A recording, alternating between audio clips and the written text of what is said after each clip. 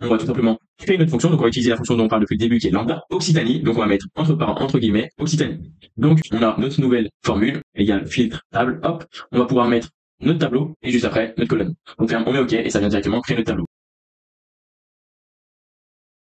Vous vous sentez parfois dépassé par des formules longues et complexes sur Excel, et si je vous disais que je connaissais un moyen de transformer ces formules complexes en formules simples et intuitives, capables d'être réutilisées super facilement, et ça c'est grâce à la formule lambda que vous voyez juste ici, on va pouvoir transformer des formules complexes comme celle-ci et la rendre super intuitives comme celle-là.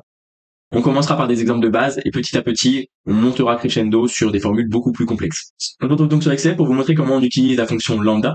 Donc dans un premier temps, je vais vous montrer comment on pourrait calculer ce taux de croissance. Et ensuite, je vous montrerai comment on va transformer cette formule avec la fonction lambda. Donc, dans un premier temps, on va venir ici, on va mettre égal. Ce qu'on veut, c'est un taux de croissance entre les différents mois. Donc, ce qu'on va faire, c'est tout simplement venir sélectionner cette valeur-là. On va pas oublier de mettre les parenthèses, qu'on va soustraire à celle d'avant, qu'on va fermer et qu'on va diviser par celle d'avant, encore une fois. Hop, ce qui va nous donner tout simplement un taux de croissance qu'on pourra mettre ici, hop, en pourcentage, accueil, pourcentage, tac. Ici, on n'a pas de valeur, c'est normal car on n'a pas de mois avant janvier, mais ensuite, on va avoir le pourcentage. Donc là, on voit qu'on augmente de 267%. Là, au contraire, on va perdre moins 18%, moins 6%, 24%, on va gagner 24%, etc., etc. Donc, notre formule est juste, elle fonctionne, mais on aimerait avoir quelque chose de plus simple. Et c'est là qu'on va utiliser la fonction lambda. Et pour ça, on va venir donc dans formule et gestionnaire de nom. On vient donc dans le nouveau. On va venir appeler ça, par exemple, croissance CA. On peut mettre un commentaire sur l'envie pour expliquer la fonction. Et ici, on va tout simplement créer notre fonction. Donc, on va utiliser la fonction dont on parle depuis le début, qui est lambda. On ouvre les parenthèses. Et ici, on va définir deux variables. Donc, les variables, il ne faut pas mettre de caractères ni de chiffres. On va donc appeler ça, par exemple, CA pour la première. Et la deuxième, on va appeler ça presse pour précédent, mois précédent. Donc, on a CA et presse. On va mettre encore un point virgule. Et ici, on va pouvoir mettre notre fonction, notre formule qu'on a utilisée juste avant. Donc, c'était notre CA qu'on venait soustraire à presse, donc le mois d'avant. On ferme et on divisait ça par presse. Donc, pour revenir sur la formule, on définit CA et presse. CA étant notre mois actuel, presse étant notre mois précédent. On va prendre CA qu'on va soustraire à presse, on divise ça par presse, on ferme cette formule avec une parenthèse et on met OK. Ça nous crée une nouvelle formule, on met fermé. Et là, en fait, on va pouvoir utiliser maintenant cette formule au lieu de celle-là. Donc, par exemple, on va venir ici, on va mettre égal, on l'avait appelé croissance CA, donc vous voyez qu'elle apparaît juste ici. On peut l'utiliser et là, maintenant, on a juste à mettre nos deux termes qui étaient, notre premier terme était CA, donc ceci, point virgule, notre deuxième terme était presse qui était ce mois-là. Et on peut fermer. Et hop, il va directement faire notre calcul pour nous. Encore une fois, on va pouvoir venir mettre ça en pourcentage. Donc voilà, donc ça c'est un exemple très très simple juste pour vous montrer comment on va utiliser cette fonction lambda. On va venir définir des variables et ensuite on va faire le calcul. Comme ça, on pourra réutiliser cette fonction en venant expliquer chacune de nos variables, donc en venant définir nos variables. Ici, notre CA c'était notre valeur de février, notre presse c'était janvier. Et il va pouvoir réutiliser ces variables avec la fonction, la formule qu'on lui avait définie.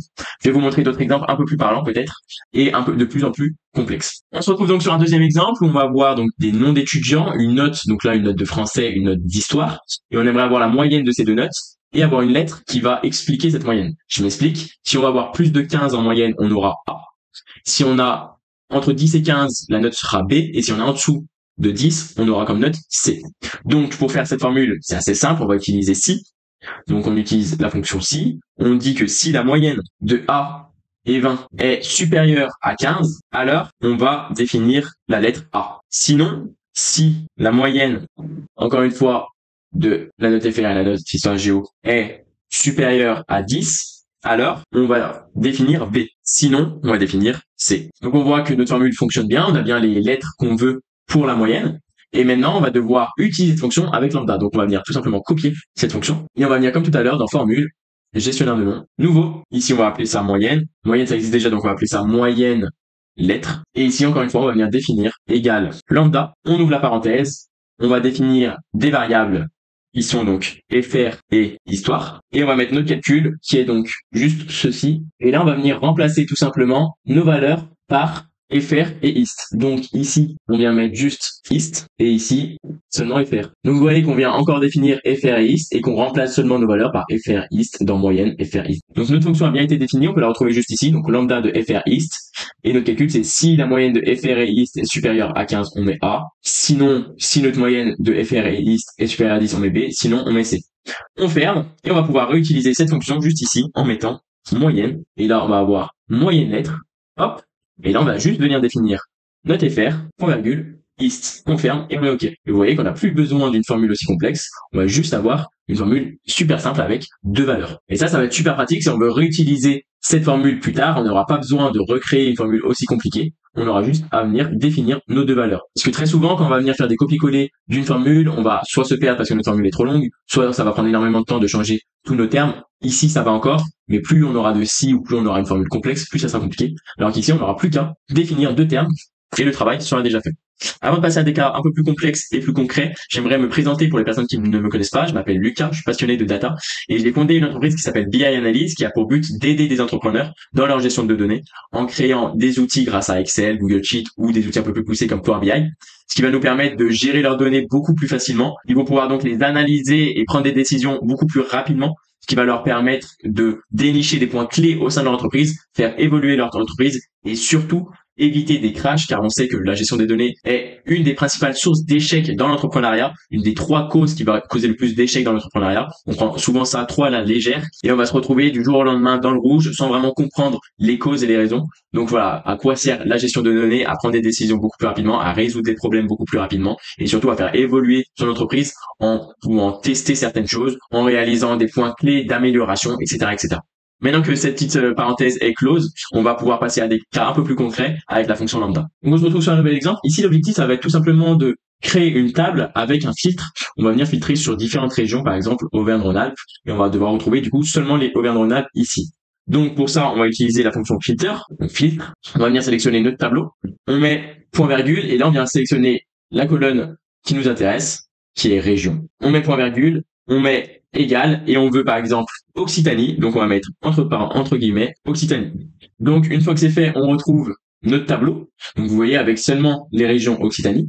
Donc ça c'est ce qu'on aimerait faire maintenant avec lambda. Donc on va pouvoir tout simplement venir encore une fois dans formule, on vient copier cette formule, très important, hop, et on vient dans gestionnaire des noms, nouveau, filtre, tab, tac. Ici, on vient utiliser lambda. Là, on va mettre tab et on va mettre reg pour région juste ici. Hop, on vient coller notre formule, on enlève le égal, très important. Ici, on met tab et ici, on met reg. Hop, on ferme, on met OK. On a notre nouvelle formule, on vient fermer juste ici. Et donc, si ici, on met égal filtre table, hop, on va pouvoir mettre notre tableau et juste après notre colonne. On ferme, on met OK et ça vient directement créer notre tableau. Mais là, on va pouvoir créer quelque chose de plus intéressant. Donc ça, par exemple, on ne veut plus, on va mettre ça à la place. Et ici, on va ajouter une fonction qui serait région, hop, 2 points. Ici, on va tout simplement venir créer une liste. Donc pour ça, c'est très simple, on vient dans données, validation des données. Ici, on choisit une liste. On va venir récupérer nos régions. On met OK, on met OK. Donc là, on va pouvoir, vous voyez, choisir la région qui nous intéresse, par exemple Occitanie. Et dans cette formule-là, on va modifier en fait à l'intérieur. Donc on revient dans formule, on vient dans gestionnaire. Donc là, on vient ici, on modifie. Et en fait, là, on va venir redéfinir cette formule-là. Donc en fait, ici, je vais ajouter une nouvelle variable que je vais appeler colonne, col. Hop. Donc là, on a 3 variables. On a la table, la colonne région et reg qui va être en fait notre valeur juste ici. Et ici, du coup, on n'aura plus besoin de mettre du dur. On va pouvoir mettre col égale reg. Donc quand nos valeurs de nos colonnes seront égales à Occitanie. Ici, on met OK, on met fermé. Et ici, du coup, on vient définir une nouvelle fonction, une nouvelle valeur, hop, qui est celle-ci. On ferme. Et là, vous voyez que quand on va venir modifier, par exemple, en mettant Nouvelle-Aquitaine, hop, ça va modifier Nouvelle-Aquitaine, Auvergne-Rhône-Alpes, etc., etc. Donc, vous voyez que c'est très simple de simplifier des formules. Là, on a rien de difficile. On a juste notre formule. On sait ce qu'elle fait. On vient mettre nos valeurs. Et c'est aussi simple que ça. Et voilà, donc là je vous ai montré quelques exemples assez intéressants depuis tout à l'heure. Mais voilà, c'était surtout vous faire comprendre, le plus important c'était vraiment vous faire comprendre à quel point c'est utile de venir créer des fonctions ici à l'aide de lambda et de pouvoir les réutiliser autant de fois qu'on veut. Si par exemple on va avoir le même tableau dans une autre feuille avec différentes régions, bah au lieu de venir recréer une formule, on va pouvoir réutiliser filtre table. Donc voilà, donc on peut créer des formules vraiment personnalisées assez facilement sur Excel. Je trouvais que c'était assez intéressant. Peu de personnes utilisent ce fonctionnement sur Excel, je trouve. Donc je voulais en faire une vidéo. J'espère que ça vous a plu. Si vous avez des questions, n'hésitez pas à laisser un commentaire. Moi, j'y répondrai avec plaisir. N'hésitez pas à vous abonner, à liker cette vidéo. Ça me ferait énormément plaisir. Si vous avez des concepts, des idées d'autres vidéos, pareil, laissez un commentaire. Je regarderai dans tous les cas. Voilà. Merci beaucoup d'avoir suivi cette vidéo et à la prochaine.